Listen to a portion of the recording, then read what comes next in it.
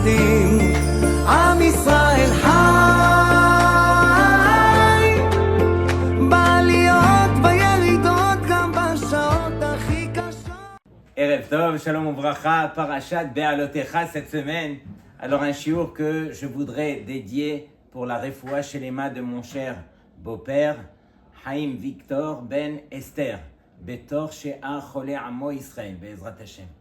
Alors, permettez-moi de commencer par la toute fin de la paracha où il est écrit Veha'ish Moshe Anav Me'od Mikol Ha'adam Asher Al Pene Ha'adama.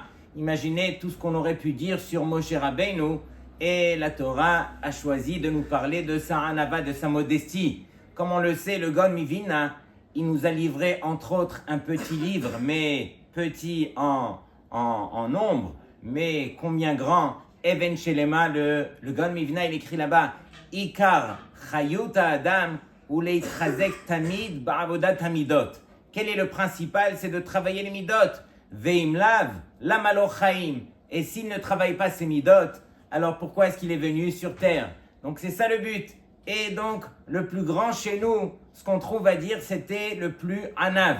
Et sur cela, on essaye de comprendre, mais comment est-ce que le plus grand, qui lui, il avait cette proximité avec Hachem, PLP, Adaberbo, et il avait une grandeur de Torah, c'est lui qui nous a livré la Torah, comment est-ce que lui peut se considérer comme l'homme le plus anav? Il pouvait se mettre à côté de celui qui vendait des chaussures, et pour Moshe Rabbeinu, alors il n'y avait aucune différence entre lui et l'autre, et qui que ce soit d'autre. Et donc, on essaye de comprendre, mais comment est-ce que quelqu'un d'une dimension pareille pouvait être aussi anav? Prenez n'importe quel président sur terre, les Avdil, vous allez voir combien est-ce qu'il y a d'orgueil chez ces gens-là qui, soi-disant, ont pris des rangs qui étaient élevés. Et donc, sur cela, le Rav Shach Zatzal, il répond. Il dit, il y avait à l'époque le grand de la génération, nul autre que Rabbi Akiva Iger. Tout le monde le connaît. Tout le monde sait que pour comprendre ne serait-ce qu'une Gemara, un Tosfot, sans la Kushia de Rabbi Akiva Iger, alors on ne peut pas vérifier si on a réellement compris. Et c'était le grand de la génération. Et voici qu'une fois, alors il y avait une réunion parmi les Gdolé Torah qui étaient venus, et tout le monde était là en attroupement pour essayer de capter où était Rabbi Akiva Iger. Et donc, quand lui, il a vu autant de monde autour de lui, le Rav s'est permis de dire, mais quoi, ces gens, ils n'ont jamais vu un vieillard courbé? Et donc, pour lui, il se prenait pour moins que rien. Ça, c'était le grand de la génération. Mais d'un autre côté, il y a eu aussi alors un vikouar, il y a eu un problème lorsqu'il y a eu deux maisons d'imprimerie qui sont venues, et ils sont venus devant le Beddin, devant Rabbi Akiva Iger, parce que les deux alors avaient décidé d'imprimer le chasse, mais réellement ça revenait à l'un des deux. Finalement, Rabbi Akiva Iger a tranché comme l'un et non pas comme l'autre, et voici que l'autre, quelque part, a dénigré alors la décision du grand de la génération. Et tout de suite, malheureusement, il y a eu la Midat Ad-Din qui est tombée sur eux. Quand ils ont ressenti cela, alors tout de suite, ils ont dit, c'est vrai, on a manqué de respect au grand de la génération, on va tout de suite aller le voir pour s'excuser, Chas v'Shalom, que ça ne devienne pas plus grave que cela. Et donc, ils ont couru chez le grand de la génération, et il leur a dit, oui, vous avez bien fait de venir, c'est moi qui représente la Torah dans cette génération, vous avez dénigré quelque part la décision du grand de la génération, vous êtes obligés de demander Mechila. Et donc d'un côté, lui-même, Rabbi Akiva Iger, il se prenait, ça veut dire, il disait sur lui-même que c'était le vieillard courbé, et d'un autre côté, c'est le grand de la génération. Alors à Botaï, tout ça pour dire que c'est pas parce qu'on est le grand de la génération, comme Moshe Rabbeinu, lui aussi, il savait très très bien qui il était, quel était son rang. Mais ce n'est pas pour autant que, parce qu'on est le grand de la génération, qu'on va, soi-disant, se mesurer par rapport à quelqu'un d'autre. Chacun a reçu des cadeaux du ciel, soit dans l'intelligence, soit dans la richesse, soit dans n'importe quelle qualité. Et ce n'est pas pour autant qu'on peut se permettre de dire « je suis mieux que l'autre ». Chacun y garde son rang, chacun connaît sa place, et c'est pas parce qu'on est à la plus grande des places qu'on pourra dénigrer qui que ce soit autour de nous. C'est ça les Gdolé Israël, bien qu'ils avaient un niveau inimaginable, alors ils savaient aussi garder leur place au niveau de l'orgueil, au niveau de la hanava, et c'est ça ce qu'on essaye de retenir. Donc Rabotai, vous savez que le soir de Pessah, on a tous chanté la chanson de Echad Miyodea. Quand on arrive à Shiv'a Miyodea, qu'est-ce qu'on répond? Shiv'a Yeme Shabbata, les 7 jours de la semaine.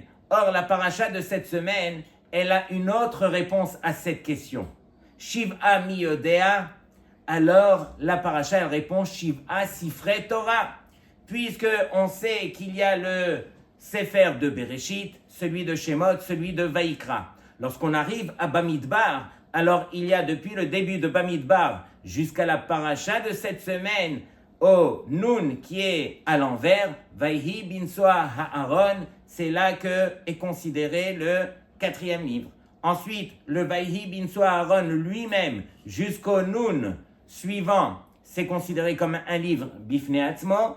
Et ensuite, jusqu'à la fin de Bamidbar, c'est un autre livre. Et ensuite, le livre de Devarim. Donc, il y a 7 Chumashim en tout. À nous d'essayer de comprendre qu'est-ce que la Torah vient nous enseigner par cela.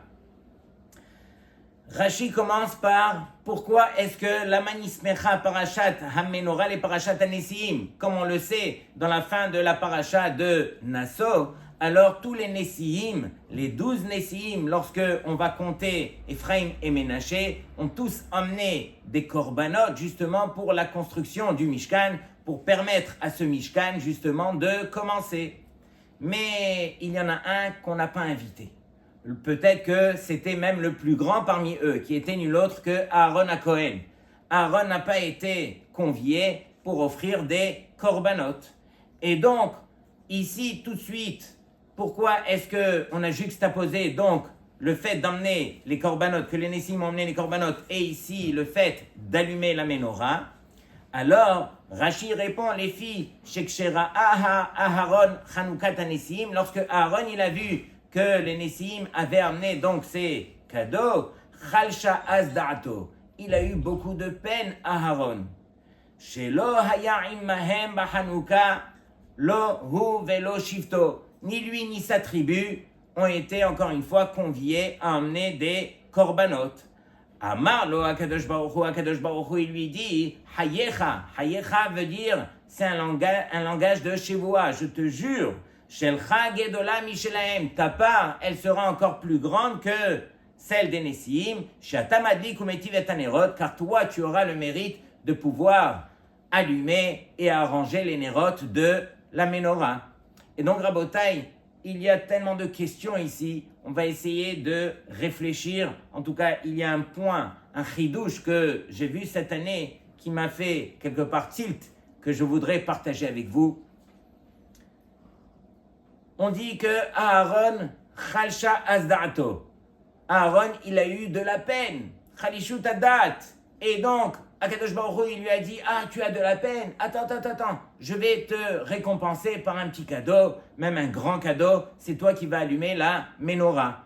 Et donc, on pose la question, quoi, si Aaron, lui, n'avait pas eu de peine, alors on ne lui aurait pas donné la menorah à allumer, sous-entendu que le fait d'allumer la menorah ne faisait pas partie du programme, et c'est uniquement parce que Aaron, lui, alors il a eu de la peine, qu'on lui a accordé cela. Mais plus profondément, Rabotai, pourquoi est-ce que la Torah vient nous dévoiler alors un sentiment qui est personnel au niveau de Aaron? Aaron, il a eu de la peine.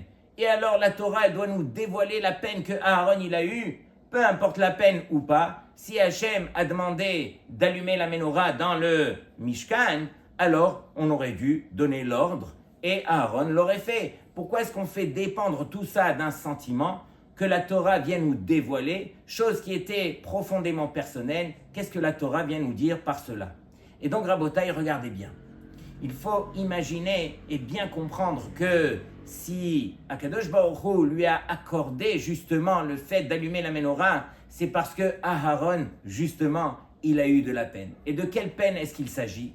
Aaron s'est dit, mais comment se fait-il que moi je n'ai pas le mérite de pouvoir goûter quelque part à cette mitzvah. On sait combien la valeur d'une mitzvah, on a tendance à l'oublier. Tout de suite, on va raconter une histoire, mais la valeur d'une mitzvah est tellement grande que Aaron, il s'est senti exclu d'une mitzvah aussi belle, et donc c'est la raison pour laquelle alors il a eu de la peine. Et Akadosh Baruch Hu, il a mesuré cette peine. Et du fait que tu as eu de la peine, alors je vais combler cette peine par une autre mitzvah, celle de la Ménorah. Mais Rabotai, à nous de réaliser deux choses. La première, Aaron, lui, premièrement, alors, c'est pas comme s'il était venu pour se plaindre. Normalement, lorsque on est Aaron à Cohen, on est le Cohen Gadol, alors on voit que tous les Nessim ont été choisis. Oh, Rabotai, c'est moi le Cohen. Normalement, je devrais revendiquer cette chose-là qui devrait me revenir de droit. Aaron, lui, ne se plaint pas. Aaron, première chose, il accepte. Mais c'est pas pour autant qu'il a accepté que quelque part ça ne va pas lui faire de la peine. Alors bien sûr que je l'accepte, mais quand même je n'ai pas eu ce mérite et c'est ça ce que Akadosh Baruch Hu, il regarde. Lorsque finalement on regarde autour de nous et on voit que celui-là il a réussi, celui-là Hachem il lui a permis d'arriver à cela. Alors tout de suite nous qu'est-ce qu'on se dit? On se dit d'une part pourquoi lui et pas moi? Et d'autre part, on ose dire aussi, ah, lui il est méritant et moi je ne suis pas méritant. Viens nous dire, Aaron, interdit de faire une chose pareille. D'abord, chacun ne se compare à personne, c'est Hachem, le roi, c'est lui qui décide pour chacun quelle est sa bracha qu'il doit recevoir et à quel moment. Et autre chose, si on n'a pas reçu cette bracha, on montre à Hachem combien on aurait voulu recevoir cette bracha. Combien nous aussi, on veut être méritant. Et c'est par ce manque que Akadosh Baruch Hu, alors il va pourvoir et il va combler tous les manques.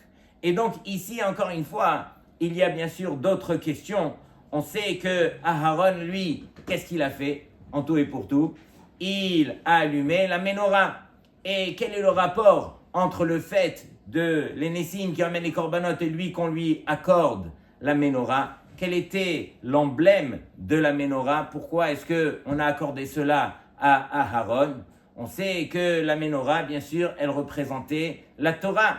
Et Aaron, lui, justement, alors, il voulait combien participer, justement, à allumer cette Ménorah. Et on sait que la Torah, elle a changé son langage lorsqu'elle est venue à ordonner à Aaron d'allumer la Ménorah. Elle a parlé de Beha'alotecha et Anerot. Lorsque tu feras monter les Nerot, normalement, on aurait dû employer le terme spécifique qui était Be'adlikecha et Anerot, lorsque tu vas allumer. Pourquoi on a dit Beha'alotecha? Alors Rashi, il a trois pérouchim. Le premier nous intéresse. Rashi nous dit que Shetzarich le'adlik ad shetehe shalhevet olam me'elea, qu'on doit allumer la Ménorah jusqu'à ce que la flamme puisse monter d'elle-même. Comme on le fait à Hanouka, où chaque bougie, on va l'allumer, et une fois qu'elle est bien allumée, alors on peut passer à la suivante. Ici aussi, jusqu'à ce que la flamme, elle monte d'elle-même. Et donc, Rabotai, ici, Aaron, quelque part, il vient nous rappeler que les Nérotes, c'est qui? Les Nérotes, bien sûr, ce sont nos enfants. Et on n'a pas de plus grande Nérote que nos enfants. C'est ce qu'on veut transmettre ce qu'on a de mieux, c'est ce qu'on veut transmettre à nos enfants. Et donc, Rabotai, je me rappelle d'un sondage qui a été fait en Israël, un sondage très sérieux, qui a été fait autour de toutes les couches des Israéliens, ok? Et Dieu seul sait combien il y a de couches différentes entre les religieux, très religieux, les moins religieux, les anti-religieux, et donc, on leur a demandé aux Israéliens, qu'est-ce qui vous dérange dans la société israélienne? Et combien de choses alors devraient les déranger? Ne serait-ce que la sécurité, la guerre, l'économie, etc., le tempérament, la chutzpah. Et donc, les Israéliens, en tout et pour tout, ils ont répondu en majorité que c'était l'éducation des enfants qui les dérangeait le plus. Et ils ont approfondi la question, qu'est-ce qui vous dérange dans l'éducation des enfants? Eh bien, les Israéliens, ils ont parlé comme le Rashi qui est là, présent. Ils ont dit alors ce qui nous dérange le plus, c'est de voir qu'on ne peut pas s'assurer que tout ce qu'on a transmis à nos enfants ne va pas continuer par la suite. C'est-à-dire que ici, qu'est-ce que Rashi nous dit? Il nous dit, on va allumer les nérotes jusqu'à ce que la flamme, elle va brûler d'elle-même. De même, nous aussi, on va transmettre à nos enfants, encore une fois, ce qu'on a de plus cher, toute l'éducation. Et ce qu'on rêve, c'est que lorsque on aura le dos tourné, que notre enfant, il puisse continuer à faire ce qu'on lui a inculqué. Or, en Israël, malheureusement, il y a un réel fléau. On voit que les enfants, eh bien, eux aussi, ils ont tourné le dos à leurs parents. Chacun a décidé une autre vie, non pas celle qu'il a reçue de ses parents. Et en majorité, malheureusement, c'est ce qu'on constate. On voit que tout de suite après, il y en a qui partent en Chutz Laaretz, il y en a qui partent à droite et à gauche et tout ça, et ils vont vraiment à l'encontre de ce qu'ils ont reçu. Comment s'assurer, Rabotai, que nos enfants pourront continuer justement avec ce qu'on leur a inculqué? Une des réponses, parce que ce n'est pas un shiur de chinour, mais une des réponses, c'est d'apprendre à encourager son enfant. Quelqu'un qui encourage son enfant, on a tendance souvent à prendre quelque part notre mitraillette et à mitrailler tout ce qui ne va pas. Et non, ça tu fais pas bien, ça il faut améliorer, ça il faut que tu changes, etc. Mais si on arrive exactement de la même façon qu'on critique, qu'on punit, de la même façon qu'on arrive à encourager, qu'on arrive à justement à donner des choses positives, alors c'est uniquement de la sorte que notre enfant, il va sentir qu'on le fait pour son bien et il va sentir une construction. Et c'est ça ce qui va l'accompagner et c'est ça ce qui va lui permettre de continuer dans ce qu'il a reçu. Et Rabotai, j'ai entendu une belle histoire aujourd'hui, une histoire qui, si elle n'avait pas été racontée par un des grands de la génération, jamais je l'aurais racontée, c'est le Rav Gershon Edelstein Zatzal qui l'a raconté. Il a dit qu'une fois, alors, on est venu lui demander une bracha pour une jeune fille qui avait le prénom de Shalhevet. Et cette fille, justement, était malheureusement tombée dans le coma. Et pendant longtemps, ils ont prié pour elle. Vous savez que les jours qui passent, alors moins de chances pour elle de revenir. Et ils se sont rendus compte, parce que toute la famille, bien sûr, c'était des Bnei Torah, ils rentraient à l'hôpital, et quand ils se mettaient à faire des Teilim ou à faire des Divrei Torah autour d'elle, alors ils voyaient sur l'écran que ça commençait à bouger. Et ils se demandaient, mais comment ça se fait? Et donc, ils ont pris sur eux, à tour de rôle, chaque membre de la famille va rentrer et va faire des Divrei Torah. Ça a l'air de lui plaire, ça a l'air de... Et ils ont fait ça pendant des mois. Jusqu'à ce qu'est arrivé la paracha de Be'alotecha. Et là, alors un d'entre eux était en train de lire la paracha, il est arrivé au Rashi. Et quand il est arrivé au mot Achete Shalhevet Olamelea, alors dès qu'elle a entendu Shalhevet, son prénom, elle a ouvert les yeux.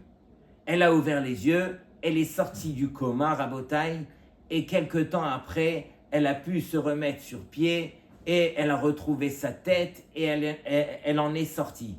Ils ont couru chez le grand de la génération, ils lui ont raconté cette histoire. Et le grand de la génération, il a dit, c'est ça ce qui donne la vie. C'est la Torah qui donne la vie. Aussitôt qu'on a lu ne serait-ce qu'un simple Rashi, il n'y a pas de simple Rashi, mais aussitôt qu'on a lu le Rashi en son nom, alors imaginez combien alors ça nous rappelle à l'ordre et ça nous accorde la vie.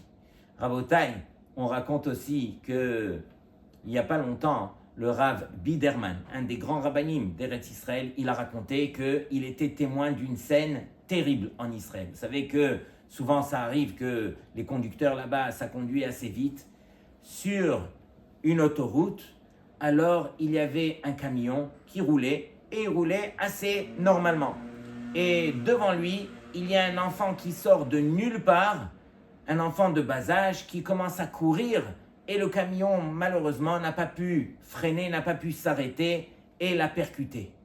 Et directement, le camion s'est arrêté, ils ont essayé de voir les ambulances qui arrivent. Et le malheureux, l'enfant, il était dans un état catastrophique. Et donc, il a été amené d'urgence à l'hôpital. Et dans l'état où il est arrivé, tous les médecins sont venus le voir et ils ne lui ont pas donné de grande chance. Mais tout de suite, la police est arrivée et le constat, et on va prendre le conducteur du camion. Et Mina Shamaim, qu'il y avait là-bas, il y avait 2 témoins, dont le Rav Biderman, qui a témoigné et qui leur a dit, écoutez, je vais vous dire exactement ce que j'ai vu. Le camionneur, il roulait normalement et c'est l'enfant qui est sorti de nulle part, impossible de pouvoir l'éviter. Et finalement, ils l'ont écouté de 2 personnes différentes. Ils ont acquitté le conducteur et en fin de compte, voilà, ils l'ont acquitté. Mais le conducteur lui-même, il se sentait tellement mal qu'il est parti voir le Rav et qu'il lui a dit, Kvod Rav, qu'est-ce que je fais? À cause de moi, il y a un enfant qui, chas v'shalom, risque de mourir. Et donc, il lui dit, regarde, si tu veux, on va ensemble à l'hôpital et tu vas aller au moins parler aux parents. Et donc, ils ont été ensemble avec le Rav à l'hôpital. Ils ont vu les parents en pleurs.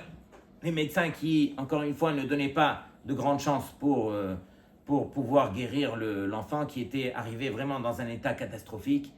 Et donc, les parents qui étaient religieux, ils ont dit au conducteur, vous n'avez pas à vous excuser, on a très bien compris la scène, ce n'est pas de votre faute, c'est notre fils, et nous on est Mahamine, c'est quelque chose qui devait lui arriver dans tous les cas, et donc, n'ayez crainte et tout. Et lui, il voit une chose pareille, mais il continue à pleurer, et il leur dit, non mais laissez-moi vous aider, qu'est-ce que je peux faire? Et ils ont vu qu'il n'était pas religieux. Ils lui ont dit, regarde, il y a quelque chose que nous, on prend à cœur, c'est le Shabbat. Si tu veux prendre sur toi le Shabbat pour la refoua de notre fils, alors pour nous, ça sera la plus grande chose que vous pourrez faire. Et donc, c'est ce qu'il a fait. Lui ne connaissait pas le Shabbat, et donc, il s'est renseigné, on lui a expliqué c'est quoi le Shabbat, et dès le Shabbat qui suivait, il a commencé à faire son premier Shabbat. Et il était fier de dire, je fais ce Shabbat pour la refoua de tel et tel enfant. Et donc, il a fait le Shabbat pendant 3 semaines d'affilée. Et là, par miracle, les médecins sont arrivés à le guérir. Et après 3 semaines, l'enfant a pu se remettre sur pied. Et tous les médecins de l'hôpital ont fait une ronde comme ça. Ils se sont tous mis, quand ils l'ont vu se lever, et qu'il commençait à marcher, ils sont mis à l'applaudir. Ils n'avaient jamais vu une chose pareille à l'hôpital. Jamais ils n'auraient imaginé d'abord qu'il serait revenu sur terre et aussi vite guéri. Et donc, Rabotai, tout ça pour nous rappeler à l'ordre, une mitzvah. Combien une mitzvah est-ce qu'elle est chère? Combien est-ce que nous, des fois, alors on prend pour acquis les mitzvot? Une mitzvah de plus, une mitzvah de moins. Est-ce que, Béhémet, on est prêt à faire les mitzvot? Et donc, j'étais en train de vous dire qu'il y avait 7 séfarim. Et pourquoi 7 séfarim? Parce que la Torah, elle nous ramène cette paracha de Vayhi binsoa ha'aron. Et donc, Rashi nous dit que cette paracha, elle n'a rien à faire ici. Et pourquoi est-ce qu'elle est venue, cette paracha? Elle est venue justement pour séparer 2 pour Anouyot, 2 malheurs que les Béné Israël ont commis. Le premier, Vaïs'ou mehar Hashem derer sheloshet yamim, va'aron berit Hashem nosea lifnehem derer sheloshet yamim, la tour lahem menuha. Et donc ici, on raconte que les Béné Israël finalement, alors une fois qu'ils ont reçu la Torah, ils se sont quelque part sauvés. Ils se sont sauvés, pourquoi? Parce qu'ils avaient peur de recevoir encore et encore des mitzvot. Et donc ici, Ketinok haboreach mi bet hasefer, comme un bébé qui il s'enfuit à la fin de la journée, ça y est, dès qu'il y a la sonnette, alors directement on prend son cartable et on fonce, on veut sortir rien que de l'école. De même les Béné Israël, ils ont montré un petit peu un signe, comme s'ils s'enfuyaient d'avoir reçu un petit peu ce rôle qu'ils prenaient mal. Mais encore une fois, Rabotai, c'est à nous de réaliser que ce rôle, ce joug des mitzvot que Akadosh Baruch Hu nous accorde en tant que cadeau, combien on se doit de le chérir et combien on se doit de courir après ces mitzvot. Jusqu'à quand est-ce qu'on pourra courir après les mitzvot? On raconte une fois que le Rosh Shiva de Kol Yaakov, comment il s'appelle? Rabbi Yehuda Hades, un des grands de la génération, avec une adrat panim, un vrai tzaddik. Et donc, on raconte que lui, une fois, il devait aller en urgence, ramasser de l'argent pour sa yeshiva. Il devait ramasser la somme de $12,000. et il arrive chez un des grands donateurs qu'il connaît très bien, Monsieur Edmond Safra, et donc il vient le visiter, et au moment où il vient pour l'accueillir, alors le Rav se met à tousser. Il a une toux qui lui vient et tout, et donc il essaye de l'asseoir, mais le Rav continue à tousser et tout, et en fin de compte, Edmond Safra il se lève, il va vite lui faire un thé, il lui ramène, et il lui demande de boire le thé et tout ça, mais le Rav il continue à tousser. Et donc, Edmond Safra, qui était pressé, il lui dit, Kvod Rav, je sais, vous êtes venu pour me solliciter pour la yeshiva, il n'y a aucun souci. Il sort son carnet de chèques et il lui fait un chèque de 24 000 $. Il lui donne le chèque et là, finalement, le Rav, il s'arrête de tousser et il réalise après coup que si, finalement, il devait parler, combien il aurait demandé? Il aurait demandé 12 000. Mais là, sans parler, il a obtenu 24 000. Akadosh Baruch Hu, c'est lui qui lui a mis cette toux à ce moment-là, justement pour lui permettre de recevoir cette somme. Et bien sûr que Kol HaMosif, alors Mosifin Lo, bien sûr combien on a besoin d'argent dans les yeshivot. Tout ça pour dire que des fois on veut s'enfuir des mitzvot, des fois on ne comprend pas pourquoi ça nous arrive, pourquoi c'est difficile. Mais il faut faire confiance à Hachem, c'est Akadosh Baruch Hu qui gère son monde. Et donc la deuxième, pour Anout, c'est une fois que le peuple, alors ils ont commencé à se plaindre. Alors bien sûr, on parle de Ha'am, ce Ha'am partout dans la Torah, où on fait référence à Ha'am et en même temps on parle de Béné Israël, on fait référence au Erev Rav. Mais tout ça pour dire qu'ils ont commencé à se plaindre.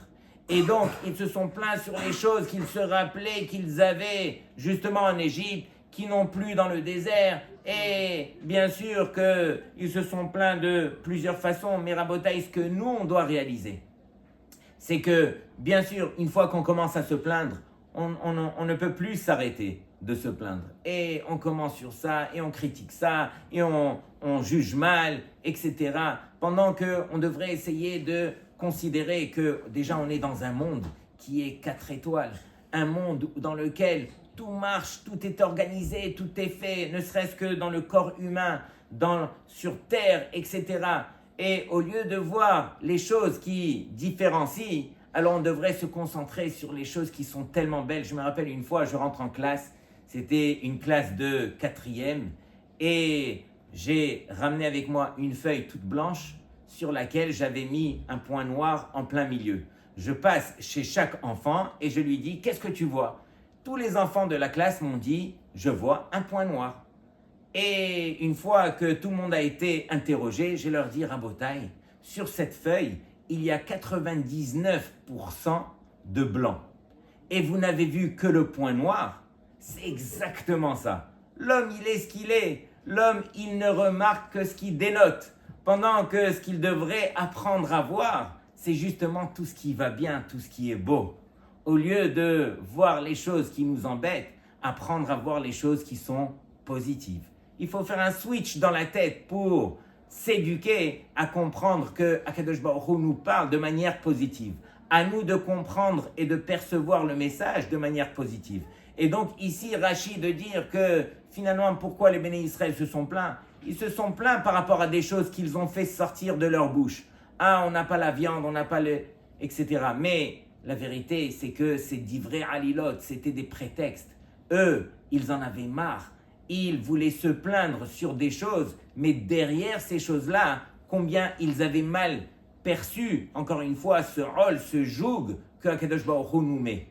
Et c'est vrai que lorsque on est plongé dans la Torah, qu'on essaye de faire les choses, et que les choses des fois sont répétitives, ou bien sont lourdes à porter, ou sont pénibles, alors des fois on comprend mal, et des fois on a envie de se révolter, comme celui qui veut enlever le joug sur lui.